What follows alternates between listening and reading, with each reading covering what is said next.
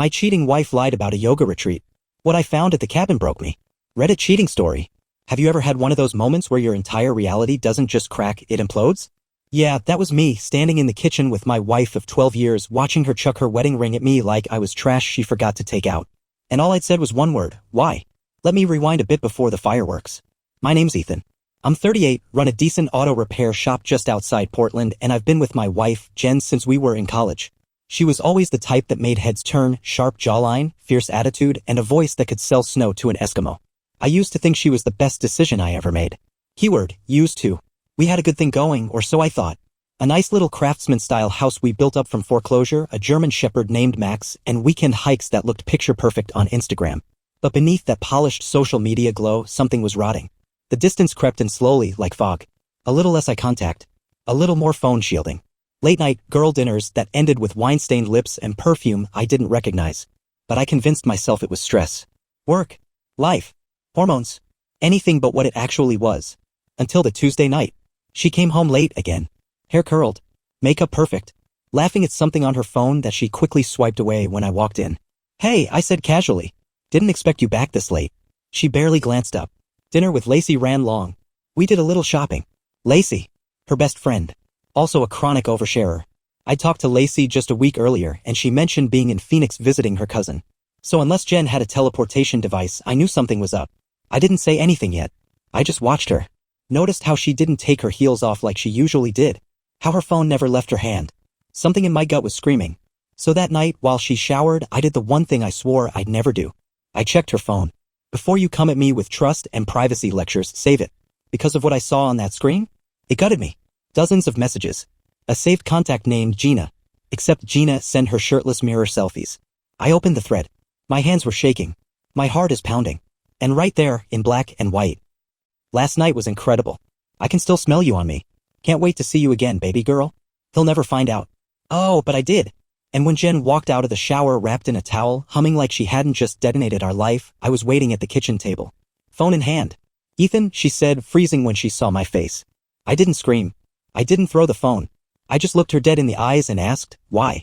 That was when she snapped. She marched over, ripped the ring off her finger, and hurled it at my chest. It bounced off and clattered to the floor like a symbol of every broken promise. You want a reason? She snarled. Because I'm tired of pretending this life is enough. And just like that, the woman I thought I'd grow old with became a stranger with claws. But what she didn't know was I hadn't even read half the messages yet. And the worst was still waiting. The silence that followed Jen's outburst was suffocating. She stood there, chest heaving, her damp hair dripping water onto the hardwood. I just stared at her. I didn't yell. I didn't cry. I just picked up the ring from the floor, cold, hollow, and so much lighter than it used to feel, and placed it on the kitchen counter. She scoffed. Oh, come on, Ethan. Don't act like some tragic little victim. You've been boring for years. That one stung more than I'd admit. But still, I said nothing. Instead, I picked the phone back up, sat down, and kept scrolling. Jen didn't move. She stood there like she expected me to rage, to beg, to break. But I was past the point of breaking. I was in that terrifying calm where your whole body goes numb from betrayal. And then I saw it. A photo. Not of her. Of them. At a cabin. Arms wrapped around each other. A bottle of wine. The kind we used to open on our anniversary. Dated 3 weeks ago. While I was at home installing the new fence she wanted. I looked up slowly. The cabin, I said. Is that where you told me you were on that yoga retreat? She rolled her eyes. Ethan, don't be dramatic. I held the phone up. You wore the necklace I gave you in this. The one from our honeymoon. She hesitated for just a second. Then shrugged. So you took something from us and gave it to him. Her lip curled. He appreciates it more than you ever did. And that's when something in me snapped. Not in an explosive way. In a surgical way. I got up. Calm. Ice cold. You need to pack a bag, I said. She laughed. Excuse me. You're leaving. Tonight. You can't kick me out of this house. It's ours. No, I said, pointing to the deed. It's mine. Bought it before we were married. Never put your name on it. You remember the conversation. Her face dropped. Ethan, don't be cruel. Cruel. I echoed. Cruel is throwing your ring at me like I'm the problem. Cruel is screwing around while I bust my back for this marriage. Cruel is telling me I'm boring while you're out playing cabin lovebirds with some dude who sends you shirtless selfies. I was shaking now, but not from fear. From fury. She stepped forward. Where am I supposed to go? Gina's place, I said flatly. Oh wait. She doesn't exist, does she? She didn't even deny it. She just stormed off, grabbed her purse, and slammed the bedroom door behind her. I didn't sleep that night. I sat at the dining table, going through every message.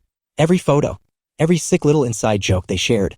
Turns out Gina was actually Marcus. 40, married, and a corporate VP at some tech startup across town. One message stood out. I told him I was with Lacey again. I think he buys it. He's such a good boy. Another. Can't wait till I'm out of this fake marriage. He's like a blank wall with a paycheck. And then, if this goes well, I'll push for alimony. He won't see it coming. Oh, honey. Not only did I see it coming now, but I was already planning how to flip the script. The next morning, I paid a little visit to Marcus's office. I wanted to see the man who thought he could wreck my life behind my back. But what do I walk into? Wasn't just an affair, it was a full-blown scandal waiting to explode. Marcus F. Hollingsworth III.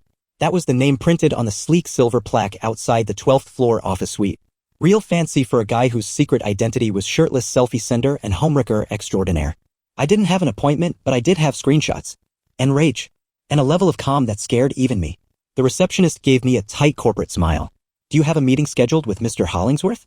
Nope, I replied, sliding a manila envelope onto the desk. But he'll want to see this. She eyed it suspiciously. Sir, trust me. It's personal. 2 minutes later, I was in.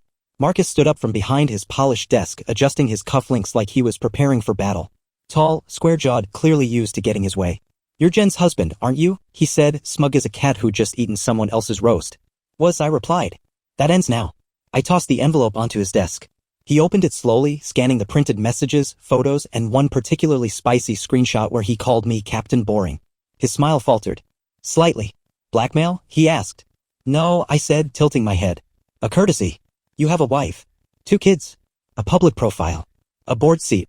I figured I'd give you the chance to clean this up before it gets messy. He leaned back in his chair, fingers steepled. What do you want? Simple, I said.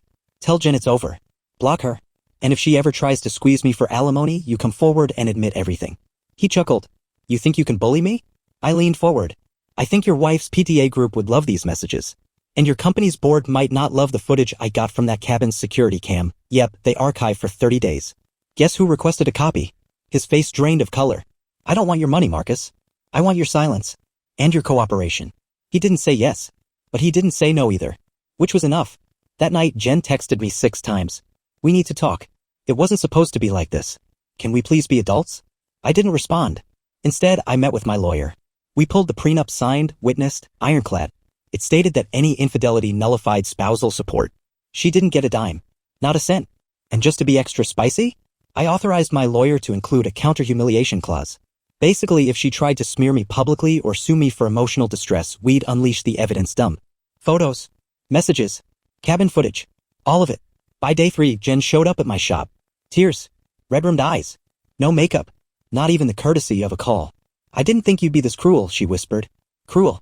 I asked, wiping grease off my hands.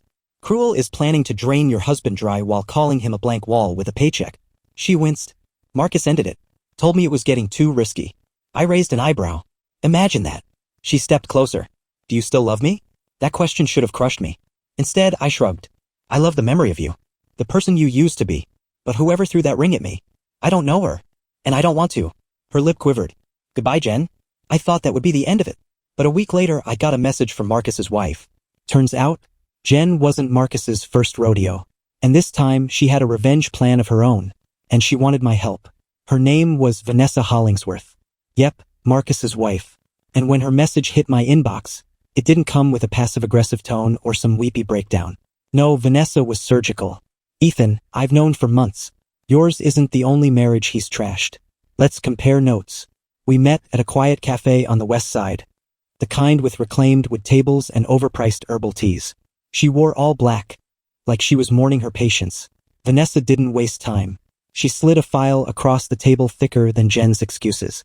Cabin weekends, dinner dates, even an office trip to Seattle he claimed was team building. He's a serial liar, and Jen was just his latest project. I handed her my own little gift bag.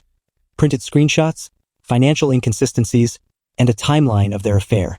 Our stories aligned with terrifying symmetry. I'm divorcing him, she said matter-of-factly. But I'm doing it loudly. Press leaks, board memos, the whole deal. He's got a brand to protect. I chuckled darkly. And Jen. Vanessa's eyes narrowed. Collateral damage. She chose this. I couldn't argue with that. The next few days were like watching dominoes fall in slow, satisfying motion. First, Marcus's company issued a temporary leave of absence. Translation: He was politely booted until the scandal cooled down. Spoiler, it wouldn't. Then came the leak. Photos, anonymous emails, a Reddit thread that detailed the affair with receipts, literal ones from the hotel minibar, and quickly hit trending. Jen's phone exploded. She showed up at my shop again, this time in a full meltdown. Mascara streaks, shaking hands, and that frantic look people get when they realize their plan B is burning. "You did this," she screamed. "No," I corrected calmly. "You did. I just made sure everyone saw it." She tried to grab my arm, pleading now. "I can't get another job. They think I was complicit in Marcus's fraud." "Oh," I said with mock concern. "You mean the misused company card? The one he used to book that yoga retreat cabin?" "Yeah. Turns out using a corporate card for adultery is a bad look." She blinked. "You really hate me."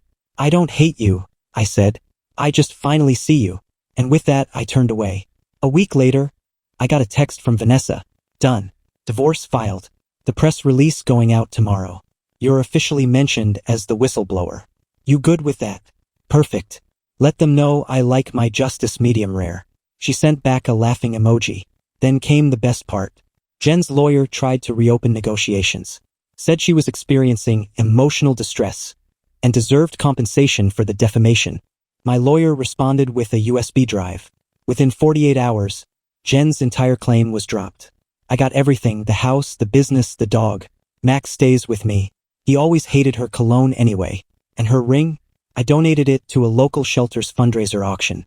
Let someone else turn that empty symbol into something useful. Just when I thought it was over, I got one last message. From Lacey. Yep, the real Lacey. And what she told me turned the story completely sideways. The message from Lacey came late. Past midnight when everything's quiet and your brain thinks you've finally earned peace. "Ethan, I know what really happened. Jen lied to both of us." It was jarring to see her name. Lacey had gone radio silent for months. The last I heard, she was out of state visiting family. We met the next morning at a corner booth in a dingy diner that hadn't changed its wallpaper since the 80s. Lacey looked worn. Eyes tired, nails chipped, hair in a rushed ponytail. But she wasn't nervous. She was angry. "You deserve the full truth," she said, pushing her coffee aside. "Jen didn't just cheat. She manipulated me. She used me as her cover for almost a year." I blinked. "Wait, you didn't know?" "No," she snapped.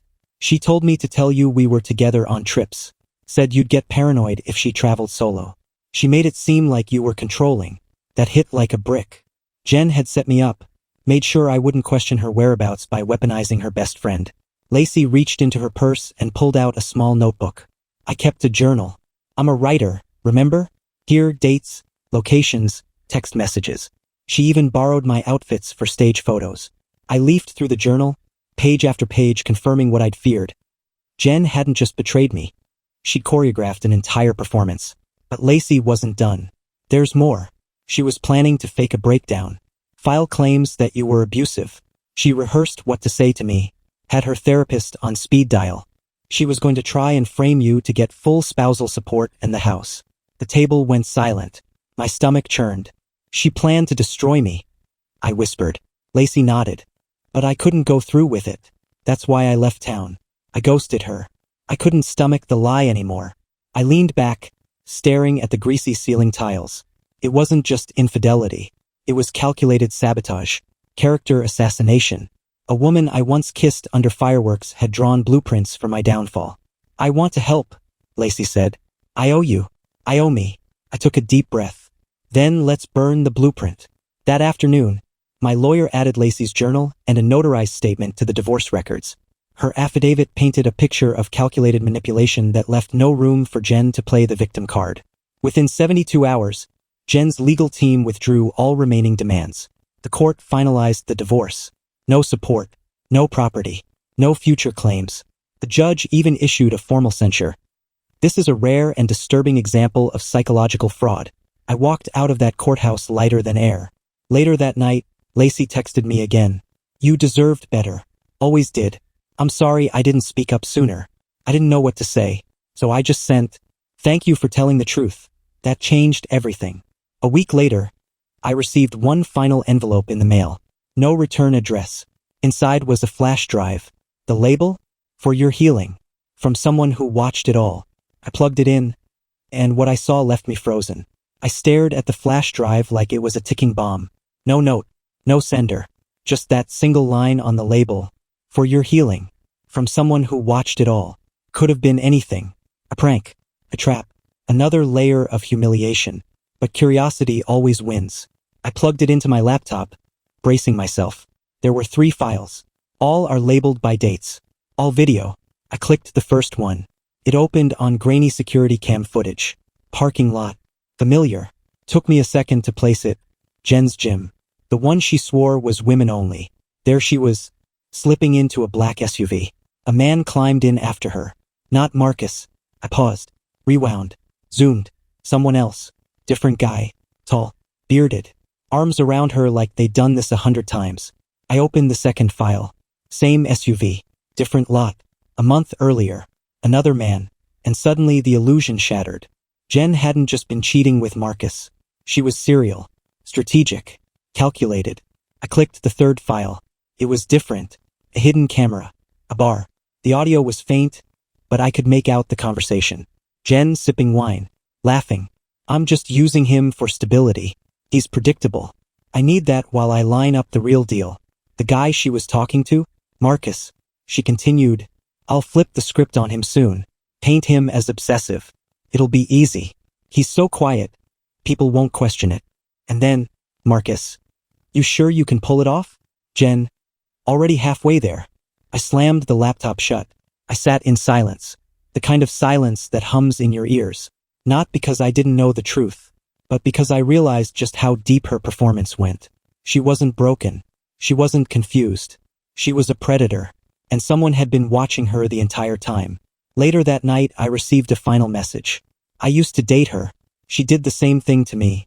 I saw her with you and hoped she'd changed. When I realized she hadn't, I started recording.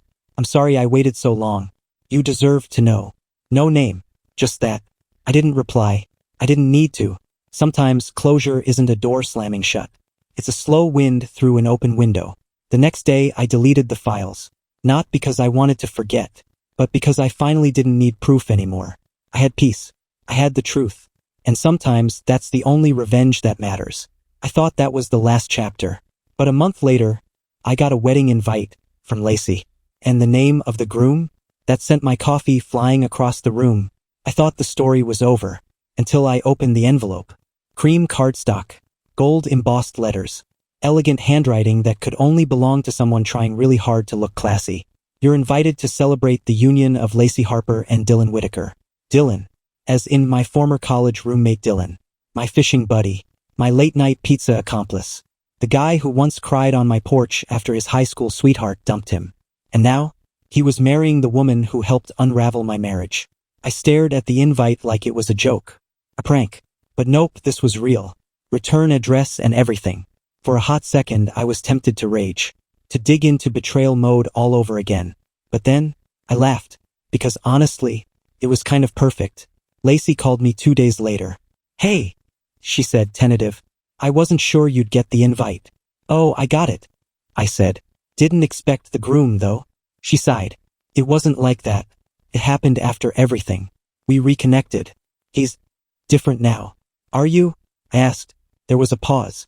I think so. I nodded to myself. Then I hope it works out. She exhaled. You're not mad. No. I'm done carrying bitterness. I've got better things to hold on to. Like what? I smiled. My peace. My business. My dog. And maybe a woman who doesn't need a burner phone to love me. We chuckled. It wasn't awkward. It was full circle. I didn't go to the wedding. Instead, I spent that day on a lake with Max beer in hand. Sun in my face. Not a single lie in sight. I watched the clouds drift by and thought about how endings don't always come with fireworks. Sometimes they come with silence. With peace. With the soft thud of a closed door and the wide open sky beyond it. It's been almost a year now. Jen's name rarely crosses my mind. She moved to California, started a wellness blog, and based on what I've seen online, she's still chasing love like it's a reality show audition. Marcus, fired, divorced, sued, a cautionary tale wrapped in cologne. Lacey and Dylan, still together. Go figure. And me, I rebuilt. The shop's thriving. Max is older, and a little grayer, but still wags his tail like I hung the moon. I've been seeing someone new, nothing rushed, just honest, kind, real, and best of all, I sleep at night, no guilt, no second guessing, no hidden apps, just rest. So here's what I'll leave you with. Betrayal doesn't have to be your ending. It can be your wake-up call. Pain doesn't define you, but it can refine you. And trust? Once broken, it doesn't have to stay shattered. You can rebuild it with the right people, the honest ones, the quiet ones, the ones who don't need chaos to feel alive. So I'll ask you this, what would you do if the person you loved tried to destroy you from the inside out? Would you burn it all down, or walk away and rebuild better? Let me know in the comments, because your story matters too, and someone out there might just need it to survive on their own. Stay strong, stay steady, and never, ever underestimate the man who walks away with receipts.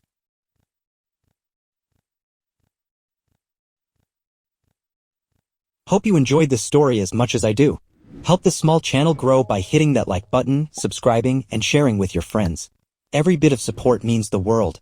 Thanks for watching and see you in the next one.